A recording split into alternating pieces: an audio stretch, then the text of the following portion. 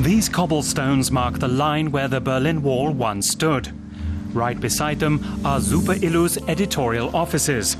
The weekly is popular and receives plenty of mail from readers, most of whom live in eastern Germany. Ironically, Super Illu's editor-in-chief is a Westerner, Jochen Wolff from Bavaria. He's been with the magazine from the very start. 20 years ago, a major West German publisher decided to produce a weekly, featuring positive reports about the East. Jochen Wolff knew he'd found his calling. We've become part of the media landscape, part of people's lives, and we're still striving to bring East and West together. So naturally, Super Illu includes articles about politics and interviews with prominent politicians, both from Eastern and Western Germany. But the magazine owes much of its high circulation of 500,000 issues to pop stars and celebrity gossip, its recipes, consumer info, advice columns and adverts for products from the East. Over the past 2 decades, Super Illu's editor-in-chief has become something of an honorary Easterner, with one foot in the West and the other in the East. For years, people spoke negatively about the East, even in educated circles. They had prejudices, such as East Germans complain too much and work too little. But in fact, those in the East get up earlier and work longer. They commute more, they're more flexible.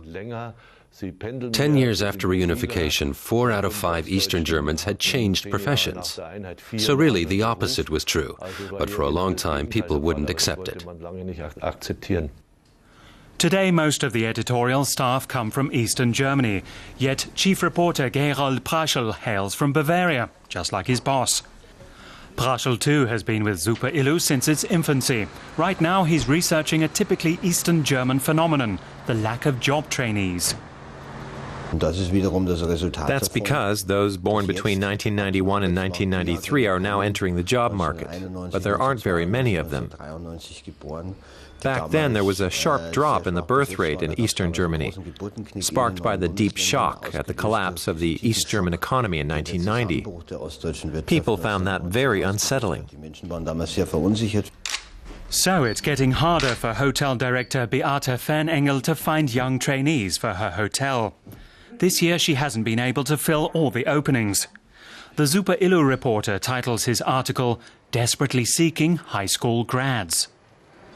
Meanwhile, Jochen Wolff is working on the magazine's layout. An expert on German identity, he says Eastern and Western Germans are becoming increasingly alike. They want to have a nice car, regular vacations, friends, the chance to party now and then. They want success and recognition at work. Those are the dreams of people both in the East and West. And for the last 20 years, Germans from both sides of the country have been free to pursue those dreams.